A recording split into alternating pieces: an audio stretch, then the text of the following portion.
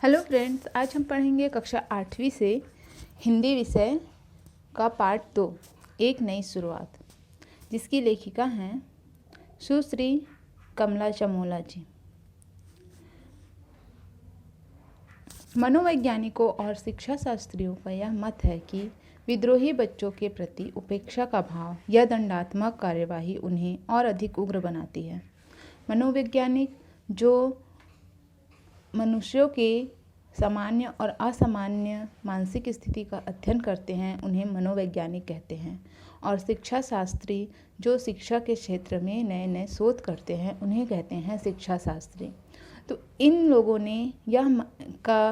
का यह मत है कि जो विद्रोही बच्चे होते हैं, जो गुस्सैल बच्चे होते हैं, जो शरारती बच्चे होते हैं, उनके प्रति उपेक्षा का भाव या उन्हें दंड देना, इस प्रकार की कार्यवाही उन्हें और अधिक उग्र बना देती है, गुस्सैल बना देती है। इसके विपरीत यदि उन्हें प्रोत्साहन मिले, उनको उत्तरदायित्वपूर्ण काम सौंपा जाए, तो वे अन्य बालकों से अधिक अच्छा कार्य कर सकते हैं। जो सामान्य बालक होते हैं उनसे और अधिक अच्छा कार्य कर सकते हैं। कहानीकार ने इसी सिद्धांत पर प्रस्तुत कहानी की रचना की है। प्रोत्साहन पाकर और उत्तरदायित्व का भार पड़ने पर सुधीर के चरित्र में जो बदलाव आया वही प्रस्तुत कहानी का मुख्य तथ्य है। इस कहानी में हम सुधीर के चरित्र का अध्ययन करेंगे।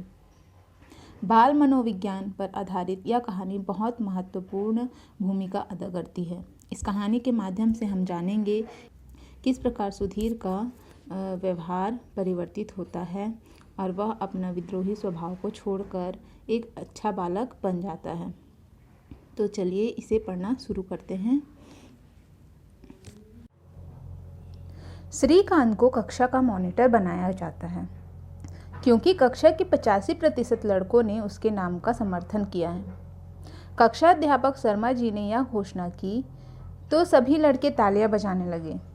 कक्षा में सिर्फ सुधीर ही ऐसा लड़का था जो तिरछी आंखों से श्रीकांत को घूर रहा था। श्रीकांत कक्षा का मॉनिटर बनाया जाता है। उसे कक्षा के 85% बच्चों ने चुना है और कक्षा अध्यापक कौन है? शर्मा जी। यह घोषणा करते हैं कि श्रीकांत मॉनिटर बनाया जा रहा है तो सभी बच्चे खुशी से तालियां बजाते हैं। उनमें सिर्फ एक बच्चा है सुधीर नाम का जो खुश नहीं होता और वह श्रीकांत को तिरछी आंखों से घूर घूर कर देखता है। आगे है, श्रीकांत ने उसकी ओर देखा तो उसने अकड़कर गर्दन दूसरी ओर घुमा ली। श्रीकांत मुस्कुरा पड़ा। उसे सुधीर से ऐसे ही व्यवहार की अपेक्षा थी। उसे इस शहर में आए 6 माह होने को थे। उसकी शराफत और होशियारी से सभी लड़के प्रभावित थे। पढ़ाई में भी वह अच्छा था। सभी लड़कों के साथ उसकी दोस्ती हो गई थी। एक सुधीर ही था जो उससे बात करने में भी अपनी हेठी समझता था। जब श्रीकांत को मॉनिटर घोषित किया गया तो एक सुधीर था जिसको उसका मॉनिटर बनना अच्छा नहीं लगा। वह अकड़कर अपनी गर्दन को दूसरी ओर घुमा लेता है जब श्रीकांत उसकी ओर देखता है तो।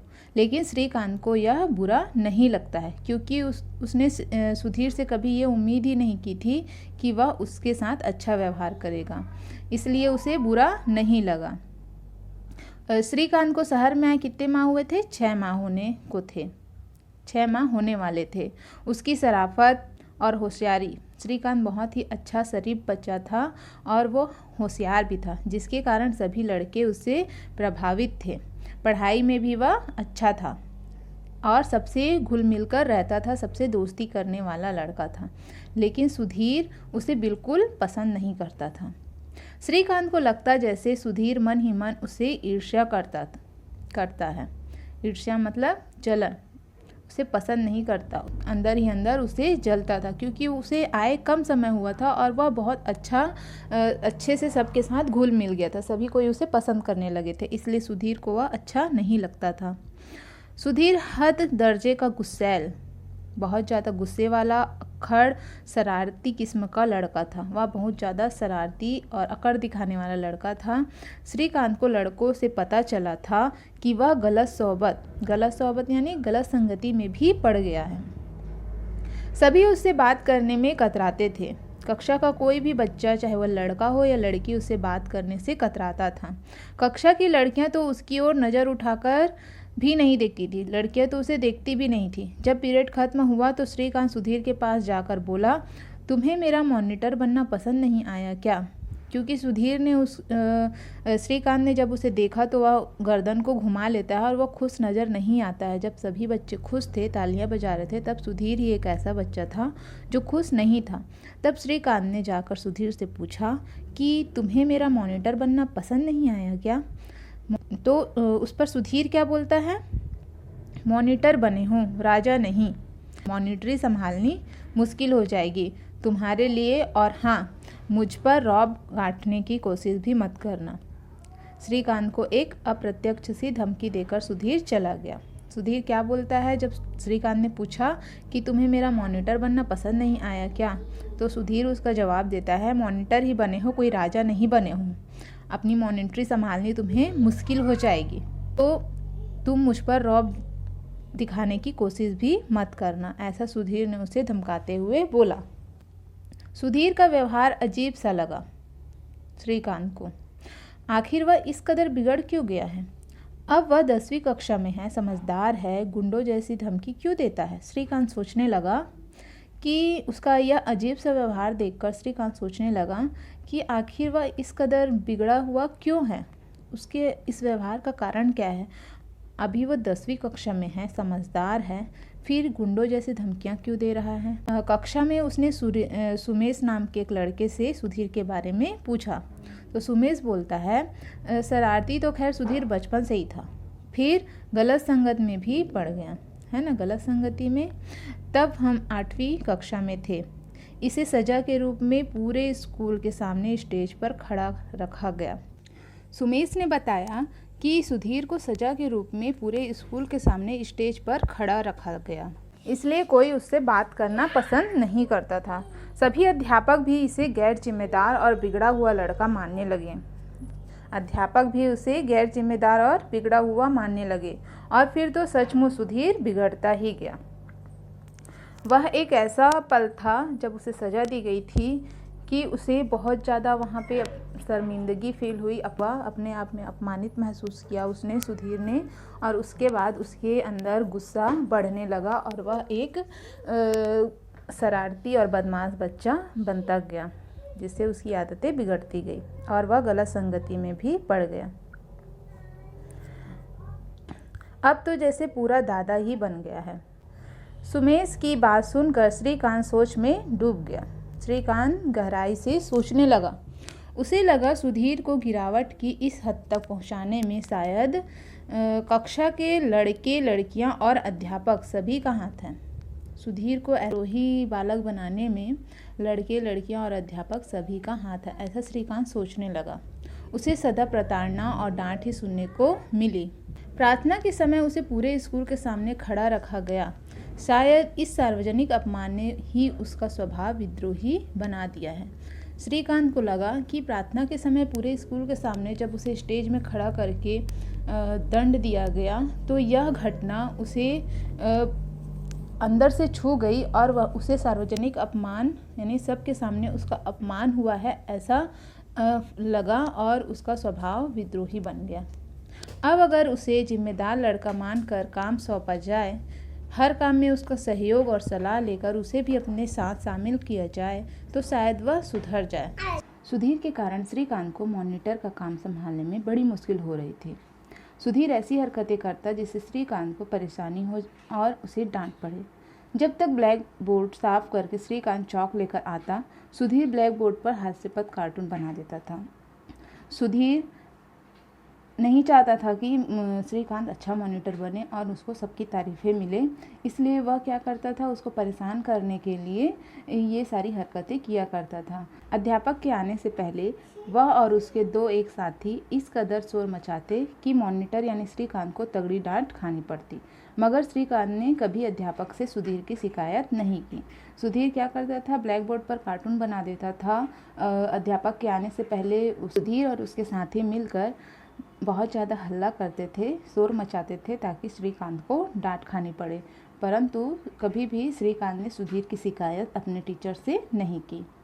आगे देखिए, स्कूल का वार्षिक उत्सव करीब आ रहा था। कक्षा अध्यापक प्रायश्चित नाटक के लिए पात्रों का चयन कर रहे थे। कौन सा नाटक कर रहे थे? प्रायश्चित।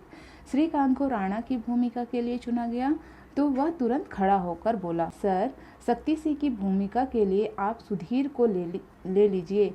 उसकी आवाज़ में गंभीरता और गहराई है, वह यह भूमिका अच्छी तरह कर सकता है। श्रीकांत ने शक्ति सिंह की भूमिका के लिए सुधीर का नाम सुझाव में दिया, मगर अध्यापक संदेह प्रकट करने लगे तो श्रीकांत उनकी बात काटकर बोला, मानता हूँ कि नाटक में प्रमुख पात्र शक्ति सिंह ही है, पर उसे सुधीर पूरी निष्ठा लगन से कर पाएगा, इसका मुझे पूरा विश्वास है सर। श्रीकांत ने कहा। जब अध्यापक ने संदेह प्रकट किया कि सुधीर ये कैसे कर सकता है, वो तो एक बहुत शरारती बच्चा है, वह इस नाटक में कैसे भाग ले सकता है, इस प्रकार का संदेह जब अध्यापक ने प्रकट किया तो श्रीकांत ने सर की बात को काटते हुए कहा कि सर, मानता हूँ कि जो प्रायश्चित नाटक है उसका जो मुख्य पात्र है वह शक्ति सिंह है। मुख्य पात्र मतलब शक्ति सिंह पर ही आधारित यह कहानी है, पर उसे सुधीर पूरी निष्ठा लगन से कर पाएगा। श्रीकांत ने सुधीर के ऊपर विश्वास प्रकट करते हुए यह बात सर से कही। इस तरह शक्ति सिंह की भूमिका के लिए सुधीर को चुन लिया गया। सुधीर कई वर्ष बाद स्कूल के किसी आयोजन में भाग ले रहा था। वह कृतज्ञता भरी नज़रों से बीच बीच में श्रीकांत को देख लेता था। कृतज्ञ किसे कहते हैं? कृतज्ञता मतलब होता है जब इंसान किसी से उधार लिए रहता है, उसका आभारी होता है, उसे कहते हैं कृतज्ञता।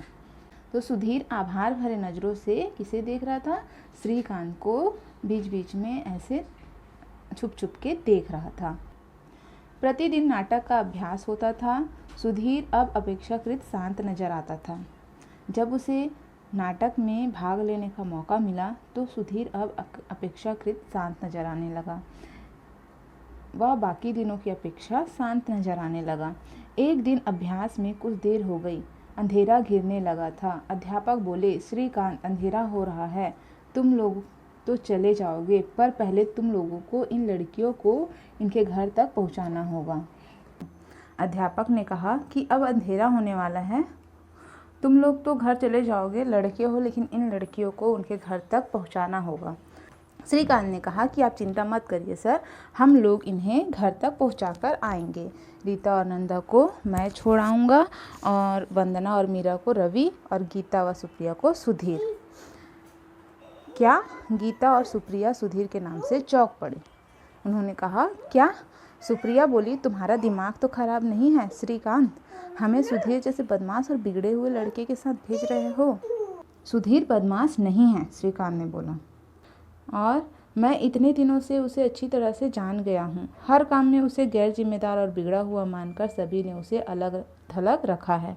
अब हमें उसे अपने करीब लाना है, उसमें जिम्मेदारी की भावना पैदा करनी है। गीता और सुप्रिया तुम दोनों विश्वास रखो, सुधीर तुम्हें हम सबसे अधिक सुरक्षित ढंग से घर तक छोड़कर आएगा। इसके बाद उसने सुधीर को आवाज़ लगाई। श्रीकांत ने सबको आश्वासन देते हुए कहा कि सुधीर बिगड़ा हुआ बदमाश लड़का नहीं है। वह उनसे कहता है कि मैं इतने दिनों से उसे अच्छी तरह से देख रहा हूँ, समझ रहा हूँ। इससे मुझे समझ में आया कि वह गैर जिम्मेदार और बिगड़ा हुआ, उसे सभी कोई गैर जिम्मेदार और बिगड़ा हुआ बदमाश लड़का मानते हैं, परंतु वह ऐसा नहीं है।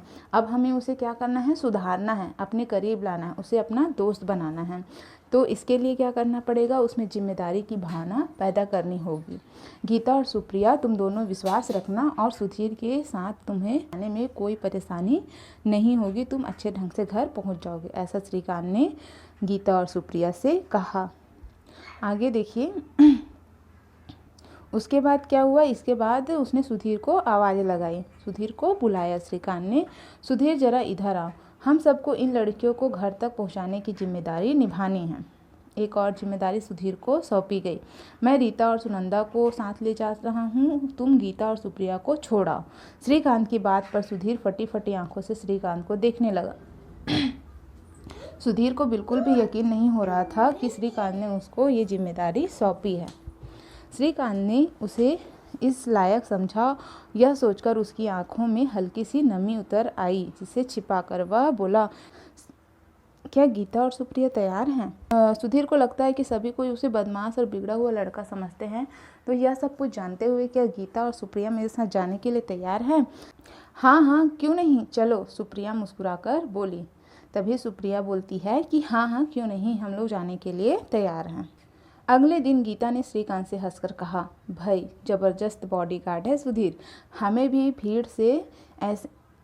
भीड़ से ऐसे बचा ले जा रहा था जैसे हम कांच की गुड़िया हों जो किसी के छूने भर से बिखर जाएंगी। सच, सुधीर का यह रूप तो हमने कल पहली बार देखा। उतने दिनों से वे सारे उसे बिगड़ा हुआ बदमाश लड़का समझ रहे थे। गीता ने श्रीकांत से हंसकर कहा कि सुधीर बहुत ही अच्छा बॉडीगार्ड है, उसने हमें सही सलामत घर तक पहुंचा दिया, सबसे बचाते हुए, जैसे कि हम लोग कोई कांच की गुड़िया हो। श्रीकांत के होठों पर एक मुस्कान सी आ गई। सुधीर को सुधारने के लिए उसके कदम सही दिशा में उठ रहे हैं। श्रीकांत ने ठान लिया था कि उसे सुधीर को सुधारना है। गीता की ऐसी बातें सुनकर उसके चेहरे पर मुस्कान सी आ गई और उसे सुधीर को सुधारने के लिए अपने द्वारा उठाया गया यह कदम सही लगने लगा। वार्षिक उत्सव सफल रहा और नाटक में जब सुधीर को सर्वश्रेष्ठ अभिनेता का पुरस्कार मिला तो हॉल में देर तक तालियां गूंजती रही। सुधीर के चेहरे पर संकोच भरा गर्व का भाव था। वार्षिक उत्सव सफल रहा और उसमें सुधीर का जो किरदार था शक्ति सिंह का, उसे सर्वश्रेष्ठ अभिनेता का पुरस्कार मिला, जिसे उसने बखूबी निभाया था। नाटक में जब सुधीर को सर्वश्रेष्ठ अभिनेता का पुरस्कार मिला तो हॉल में देर तक तालियां गूंजती रही। सुधीर के चेहरे पर संकोच भरा गर्व का भाव था। संकोच भरा गर्व का भाव इसलिए था क्योंकि उसे अपने आप में थोड़ा सा संकोच भी हो रहा था कि मैं सभी लोग मुझे इस लायक समझें। सभी छात्र छात्राओं को स्कूल की ओर से पिकनिक पर ले जाया जा रहा था। सभी को 15-15 रुपये जमा करने थे। श्रीकांत के पास सारे छात्र पैसा जमा करने लगे तो वह बोला, मुझे और भी कई काम करने हैं, तुम लोग अपने पैसे सुधीर के पास जमा करो। अब श्रीकांत ने सुधीर को एक और जिम्मेदारी दी। स्कूल की तरफ से सभी छात्र छात्राओं को पिकनिक पर ले जाया जा रहा था, जिसमें कक्षा मॉनिटर को पैसे जमा करने थे। तो यह काम भी उसने किसे सौंप दिया? सुधीर को सौंप दिया। मेरे पास सुधीर चौंक पड़ा। सुधीर चौंकते हुए बोला, मेरे पास? अभी तक सभी उसे क्या समझते थे? अभी तक उसके साथ सब कैसा व्यवहार करते थे? चोर जैसा व्यवहार करते थे। उसे चोर जैसे शब्द से जोड़ा जा रहा था। वह सोचने लगा, क्या श्रीकांत को पता नहीं कि एक बार मैं फीस के पैसे चुराते हुए पकड़ा गया था? हाँ, पैसे तुम ही इकट्ठा करोगे सुधीर, श्रीकांत बोला। बाद में वर्मा सर के पास जमा कर आना। श्रीकांत ने सुधीर को कहा कि पैसे तुम ही इकट्ठा करोगे और बाद में शर्मा सर को जमा करने के बाद दे देना। श्रीकांत तो बाहर चला गया, पर सुधीर हतप्रभ सा बैठा था। उसे यकीन नहीं हो रहा था कि श्रीकांत ने उसे इतनी बड़ी जिम्मेदारी सौंपी है। खिड़की से श्रीकांत ने झांका तो खामोश सोच में निमग्न देख उसके होठों पर एक मुस्कान आ गई। सुधीर का स्वभाव अब दिनों दिन बदल रहा था। अखरता की जगह अब उसकी बातों में सौम्यता आने लगी थी।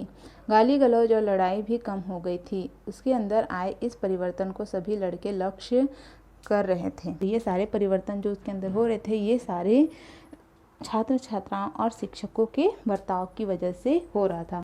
एक दिन श्रीकांत कक्षा के अपने सहपाठियों से बोला, आज सुधीर का जन्मदिन है, शाम को हम लोग उसे बधाई देने उसके घर चलेंगे। अब सुधीर का जन्मदिन आ गया, लेकिन मेरी माँ ने तो उसके घर जाने को सख्त मना किया हुआ है, नीरज बोला।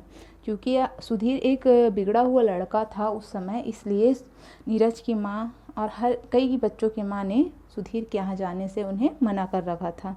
लेकिन यह तब किया था जब वह सचमुच बिगड़ा हुआ था, और अब तुम सभी देख रहे हो कि वह एक अच्छा लड़का बनने के प्रयास में जुटा है। अब सुधीर क्या कर रहा था? सुधर रहा था। अब सुधीर के व्यवहार में परिवर्तन आ रहा था। इसलिए श्रीकांत ने सबसे कहा कि अब वह बदल रहा है, अब हमें उसके घर जाना चाहिए। कक्षा के लड़के उसे बिगड़ा जानकर शुरू से ही उससे अलग थलग रहे, इसी कारण वह और बिगड़ता गया। अब हम उसके करीब जाएंगे तो उसे भी सहारा मिलेगा ऊपर उठने में। श्रीकांत ने सबको समझाया। श्रीकांत सबको समझाते हुए बोलता है कि पहले वह सचमुच में बिगड़ा हुआ लड़का था, परंतु अब उसके व्यवहार में बहुत परिवर्तन आ चुका है। अब उसे हमारे सहारे की ज़रूरत है ताकि वह और उससे ऊपर उठ सके। शाम को दरवाजे पर खटखट हुई तो सुधीर ने दरवाज़ा खोला। बाहर श्रीकांत सहित कक्षा के 8-10 लड़कों को खड़ा देखकर वह सकपका गया। सभी मुस्कुरा कर बोले, जन्मदिन मुबारक हो सुधीर। सुधीर को बहुत आश्चर्य हुआ फिर से कि श्रीकांत के साथ 8-10 लड़के बाहर खड़े हुए थे, उसके घर आए हुए थे। यह सब देखकर उसे फिर से आश्चर्य हुआ। लेकिन तुम लोगों को पता कैसे चला कि आज मेरा जन्मदिन है? सुधीर ने सबसे पूछा। सुधीर अब भी उलझन में खड़ा था। इस पर श्रीकांत बोला, ताड़ने वाली कयामत की नज़र रखते हैं जनाब। जब परीक्षा के लिए तुम फॉर्म भर रहे थे तब मैंने तुम्हारी जन्मतिथि देख ली थी। अच्छा, अब अंदर आने के लिए भी कहोगे या बाहर ही खड़ा रखोगे? ऐसा श्रीकांत ने सुधीर से कहा। ओह, आओ आओ, अंदर आ जाओ। सुधीर के चेहरे से प्रसन्नता झलक रही थी। सुधीर को बहुत खुशी हो रही थी। सब ने तोहफे मेज पर रख दिए। तभी सुधीर की माँ आई और बोली, तुम लोगों ने बहुत अच्छा किया जो इसके जन्मदिन पर आए। 4-5 साल से इसने जन्मदिन मनाना ही छोड़ दिया था। तुम लोग बैठो, मैं पकोड़े तलती हूँ। ऐसा सुधीर की माँ ने कहा। देखिए आंटी, कहीं बेसन कम न पड़ जाए। हम लोग बिना भर पेट खाए टलने वाले नहीं, श्रीकांत बोला। तो सुधीर की माँ मुस्कुरा कर बोली, घबराओ मत, बहुत बेसन है। श्रीकांत ने आंटी से क्या कहा कि बेसन कम न पड़ जाए आंटी, हम लोग तो भरपेट खाकर ही यहाँ से जाएंगे। पकोड़े खाते हुए सभी लड़के खिलखिलाकर हंस रहे थे। सुधीर भी खुलकर बातचीत में हिस्सा ले रहा था। उसके चेहरे पर वही सौम्यता और भोलापन था जो उस उम्र के किशोरों में होता है। श्रीकांत को लगा जैसे वह सुधीर का कोई और ही रूप देख रहा है। श्रीकांत की सारी मेहनत बहुत अच्छे से सफल हो चुकी थी। अगले दिन वह कक्षा में खड़े होकर शर्मा सर से बोला, सर मुझे मॉनिटर बने लगभग 3 माह होने को है। अब जिम्मेदारी मैं सुधीर को सौंपना चाहता हूँ। ठीक है, आज से सुधीर मॉनिटर होगा। शर्मा जी का निर्णय सुनकर सभी लड़के ताली बजाने लगे। सुधीर सकुचाया सा आंखें झुकाए बैठा था। बीच बीच में वह कृतज्ञता भरी नज़र श्रीकांत पर भी डाल रहा था, मानो कह रहा हो, मुझे इस ऊंचाई तक पहुंचाने में तुम्हारा ही हाथ रहा है। श्रीकांत भी उसकी मौन भाषा बखूबी समझ रहा था। श्रीकांत को आभार भरी नज़रों से देख रहा था। क्योंकि सुधीर को इस जगह तक पहुंचाने में श्रीकांत का ही हाथ था। इस ऊंचाई तक पहुंचाने में किसका हाथ था? श्रीकांत का ही हाथ था। श्रीकांत ने पहल की और सभी बच्चों ने उसका साथ दिया। इसी कारण सुधीर का व्यवहार पहले से बदल चुका था। इस पाठ से हमें यह शिक्षा मिलती है कि हमें कभी भी सुधीर जैसे बच्चों के साथ बुरा व्यवहार नहीं करना है। हमें हमेशा उनसे नर्म व्यवहार करना है ताकि जो गलतियां वो कर रहे हैं उसका उन्हें एहसास हो अच्छी तरह से, पूर्ण रूप से, पूर्णतया।